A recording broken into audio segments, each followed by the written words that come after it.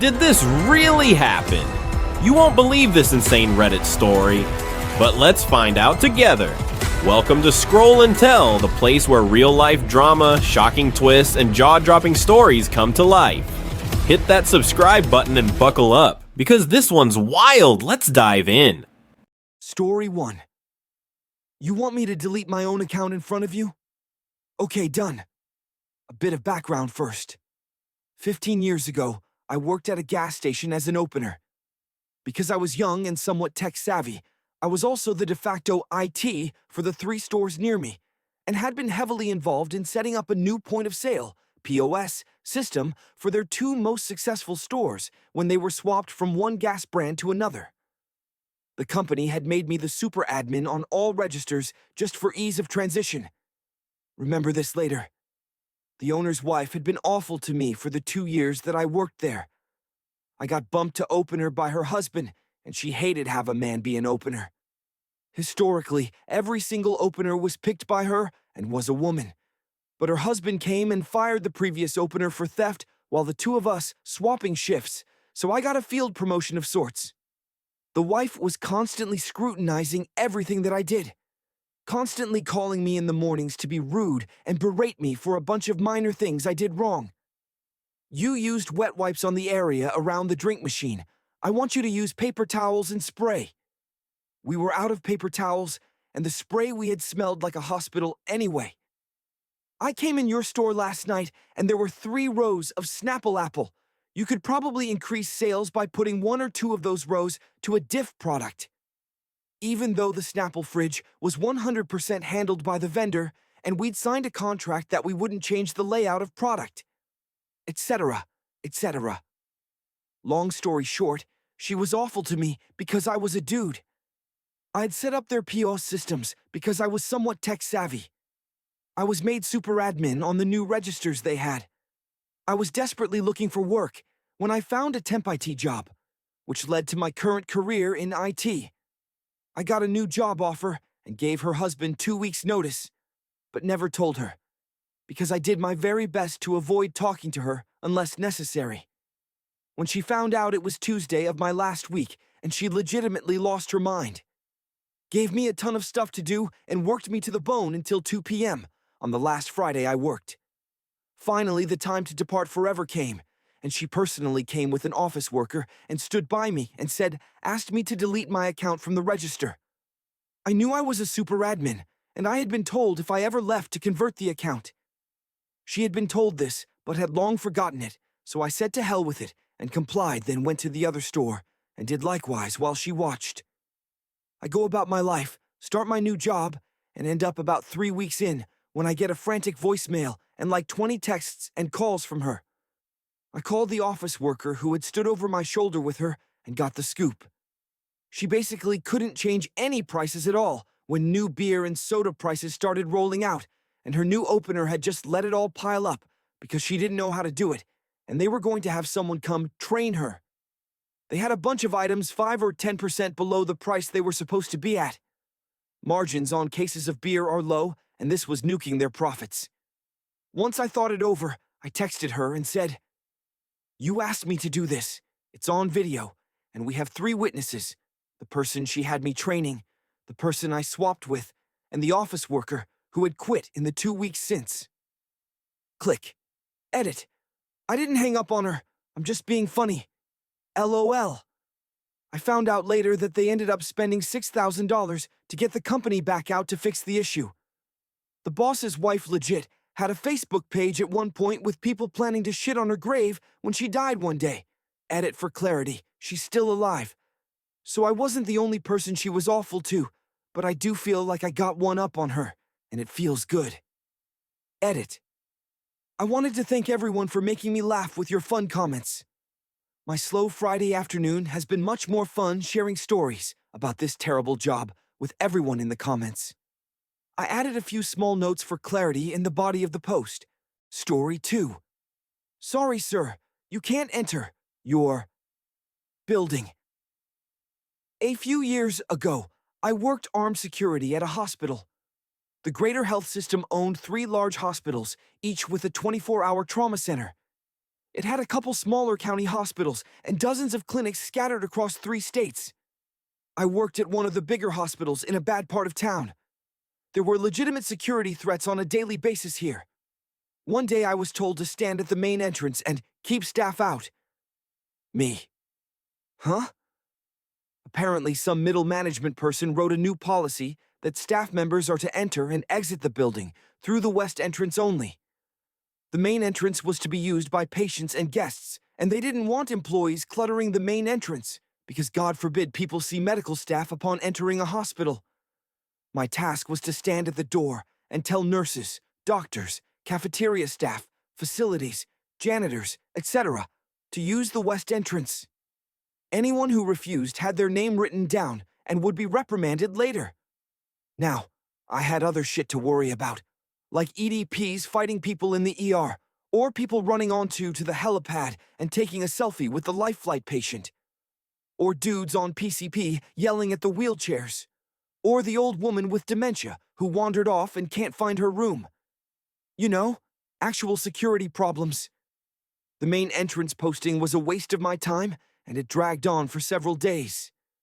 Until one day, a man wearing a suit leading a gaggle of important people, all in business attire. The ringleader had an employee ID badge and was speaking enthusiastically to the group. They were heading straight for the main entrance. Me. Sorry folks, gotta use the west entrance. Ringleader. What? Me. Hospital policy. All employees must use the west entrance. Ringleader. We're going to use this entrance as he points to the door. Me. Okay, but I'll need to take your names down. Your supervisor will be informed. Ringleader. Stares at me like the biggest idiot alive and holds his ID badge in front of my face for an uncomfortably long time. I took his name down and every single member of his gaggle with painful slowness. I should add, they were all very polite, despite my obvious lack of fucks to give. Shortly after the security supervisor arrives. Supervisor. How's it going? Me. Not bad. I have a dozen or so names. And I show him the list. Supervisor. Is that? He points to the ringleader's name. Me. I don't know. His badge said, Chief Something Officer. He looked important. Supervisor. Chief Executive Officer. Me. Yeah, I think that was it. Supervisor. Quickly walks away. It turns out the CEO of the health system was bringing a group of potential investors, the aforementioned gaggle, for a tour of the place. He was never informed of the main entrance policy change and was greatly embarrassed to be stopped at the entrance of his own hospital by some rent-a-cop. Suddenly, as if by magic, staff could use the main entrance again, and I could return to actual security work. TLDR. I was told staff couldn't use main entrance. CEO of the company uses main entrance. CEO is staff. I write him up. Story 3. Shut my mouth and do what I was told? Absolutely. When I was in college, I worked as a baker for a well-known regional bagel and sandwich chain. At some point, an assistant manager transferred to my store who was the stereotypical petty, power-tripping, ridiculous manager you find in this type of job. Her specialty was yelling at and berating employees in front of customers. I will never not believe that she enjoyed publicly humiliating people. It was tolerable until I agreed to cover a shift at the store she transferred from. Someone there asked me what I thought of her.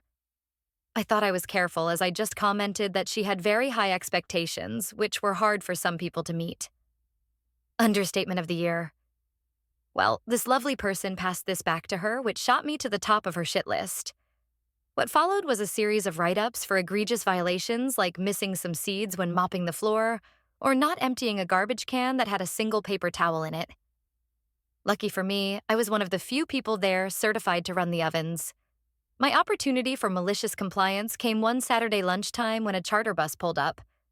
I'd seen this before and knew that a bus full of people buying sandwiches is equivalent to 2 to 3 people bringing bagels to work. Barely a blip compared to morning rush. I went to the counter to help, and Ms. Assistant Manager yells at me to get back into the kitchen and start baking more. I tried to tell her we were fine, but as soon as I opened my mouth, she yelled, "Shut your goddamn mouth, do what I told you, and don't stop baking until I say stop." Two important things to know is that first, when I took my certification test, they told me I passed it with the second fastest time on record for the local franchise. The second thing is that the ovens were adjustable. You could turn up the heat to speed up the cooking process. I went back to the baking area, cranked up the oven, and baked as fast as I possibly could. The ovens had 8 shelves, holding about 48 bagels each.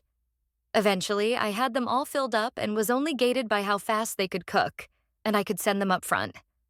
Ms. Assistant Manager was down at the register this whole time and was not paying attention to stock levels in the bagel bins. I kept bringing out shelf after shelf. At one point, the bins were overflowing, so I had to start putting them in extra bins we kept in the back. Once those were full, I started putting them in on metal trays. The crowd finally died down, and Ms. Assistant Manager finally looks at the bagel bins and realizes she never told me to stop. She asked me if there was anything still baking, and I informed her that every shelf was full. She lost it and started yelling that I was getting fired until multiple people pointed out that I just did exactly what she asked. The store manager ended up coming in, and pretty much everyone told them the exact same story. Ms. Assistant Manager had to bag up the mountains of excess bagels and drive them to all the other stores in the area so that they wouldn't go to waste. Even after that, we still exceeded the allowed wastage for the day, and she was reprimanded. She still yelled at everyone after that, but she was at least more careful in her wording. Story 4. Sure, I won't wear a tank top during my workout. A little background first. I, now 45 meters, used to be a military driver in the Dutch Navy a long time ago, and at some point I was stationed at a little Navy base, meant for physical rehabilitation of Navy personnel. With little, I mean a base with less than a few hundred people. My function was to drive patients to the military hospital, CMH, to drive groups of people to the swimming pool, etc. When I was at home in the weekends, I would do my workout at my regular gym, but on work days, when finished with my work, I would train in a small gym on site where I was stationed because I would stay on base during the week. I was about 21 years old, and I was preparing for my very first bodybuilding contest, so I was muscular and working out a lot. At some point, the gym manager, a Marine sergeant, told me that somebody at upper management was offended by my looks, and that I was no longer allowed to wear a tank top during my workout. My tank top was wide-fitting and purely functional, and seemingly nobody was ever bothered by me wearing it. At least, that's what I thought.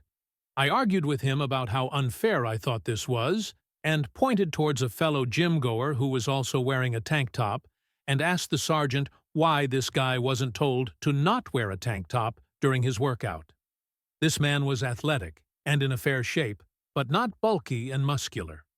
The sergeant, I got along with him very well, agreed with me, but told me that the officers in charge ordered him to tell just me, and orders are orders.